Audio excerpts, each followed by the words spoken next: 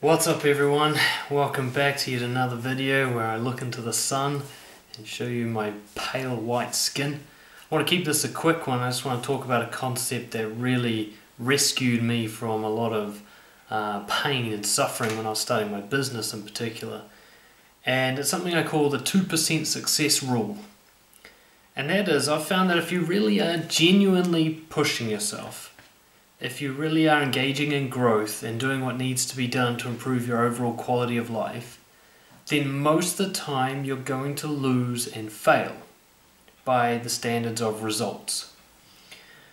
One way to look at it is to understand that if you won, that means you did not go outside of your capability zone, or what you might call your comfort zone. So if you succeed at something, that means you stopped at the line of capability. You did not go beyond it.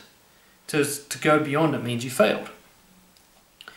So I guess what I'm really saying here is that if you're failing on a regular basis, then one way to frame that is to know that you're pushing past your capability zone on a regular basis. Therefore, you're probably growing. Now, there are unhelpful ways to fail. So if you fail in a way where there are no lessons to be learned, or if you fail doing something that is unimportant to you, then that's what I would consider to be unhelpful failure. Yeah? But helpful failure is when you're trying to do what you want to be doing and what is important to you, when you're trying to grow in an area that lines up with your values. If you fail in that sense, you're growing in a way that's going to improve your overall quality of life. In my business, especially in the first couple of years, at least 9 out of 10 things I tried didn't go to plan. They essentially failed. They didn't work. They ended in rejection, or didn't quite go the way I wanted, or didn't quite hit the target I was trying to hit.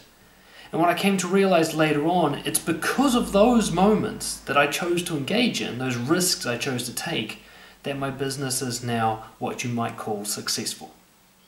So I want you guys to take into account that if you're regularly failing at something that you love, at something that is important to you, and something that has integrity for you, then you're on track. If you've got anything more than a 2 to 10% success rate, you're not pushing yourself hard enough. You should be failing most of the time in order to grow.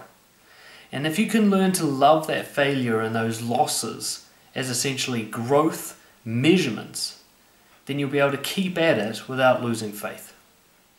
I'll come at you next week. Have a good one.